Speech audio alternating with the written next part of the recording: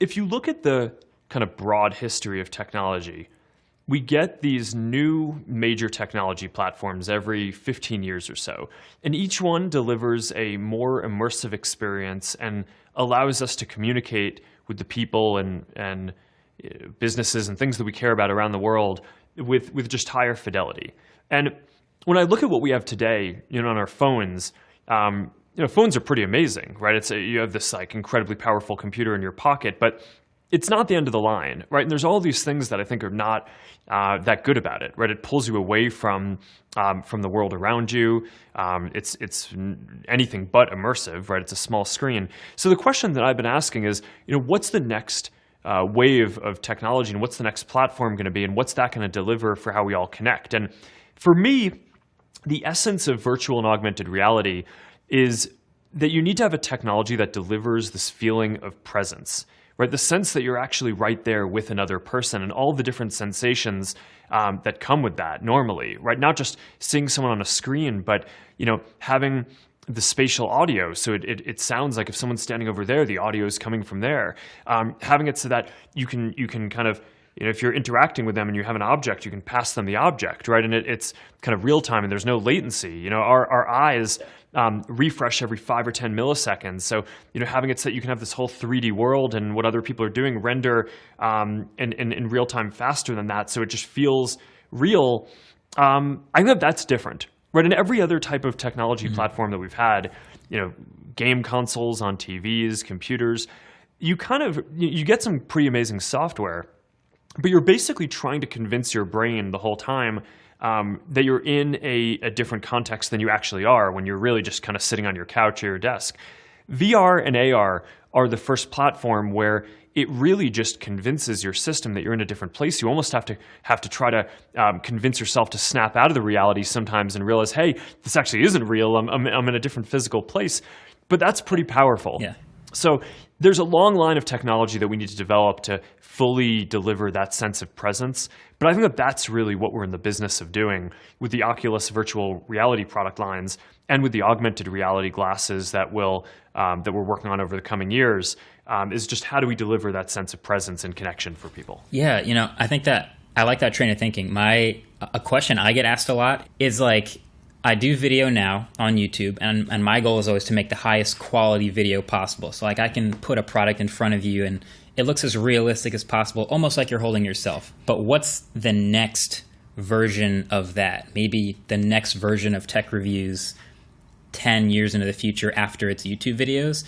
And my natural answer has been, I think VR makes the most sense. If I could literally kind of like put you in my shoes, then you'll feel like you're in the car that I'm driving or holding the phone that I'm holding. Is that a dumb answer? Have I been giving a good answer this whole time? I mean, I certainly agree with that, but our company is probably investing the most in virtual and augmented reality of anyone else in the world. So, yeah, I mean, I would hope that 10 years from now or 5 years from now, people will have a relatively sleek pair of goggles that they can put on and basically transport into your studio where you are. And instead of just holding up the phone in front of you like you just did, they could grab it, that you can hand it to them, and they can play with it and kind of experience that themselves. Or maybe the lighter weight version of that would be augmented reality, which I think you're still gonna have to go into some kind of different mode to want to put on sunglasses or goggles and have that fully immersive virtual experience for virtual reality. But I think augmented reality, once that hits and you have a normal pair of glasses that, good-looking kind of normal glasses, not anything that's super thick or anything like that, and that can last all day long but can project holograms into the world, then you'll be able to do a version of your show where your hologram can just show up on my couch right here, and you can hand me the phone, and I can kind of take the phone as a hologram and play with it like that. One kind of trippy thing that I think about that's further out is once we have really good, mature AR glasses, we won't even necessarily need other kinds of screens anymore, right? Things like TVs, tablets, all these things could just be digital holograms, and could be apps that some kid halfway across the world in some other place makes, and you'll be able to get completely kind of new designs for things like TVs in kind of different kinds of shapes that are not like the regular thing that Samsung can make in their factory. And I think that there's just going to be a crazy amount of creativity that gets unlocked and a lot of innovation when a lot of stuff that physically today has to be produced in a factory, which obviously most people don't have access to doing that, can just get turned into an app that can be a hologram that you can give to someone. I think that that's going to be wild. So I'm really excited about it, and that's why we're just so focused on this, and we have thousands of people working on this at Facebook, because I just do think that this is going to be the next major computing platform, even if it takes several years to get there. Right. And so do you see like a world maybe where screens or displays are sort of a past, where you literally can project with AR if the tech is good enough? You can just hold like a rock or whatever, like a very simple, inexpensive object, and with your AR turn it into a screen, if that makes sense? The real thing will always have somewhat amount of more fidelity than you'll be able to get with augmented. Like haptics are one area where you want to feel something. You pick up a rock or an object and it kind of has more weight. That's kind of hard to model.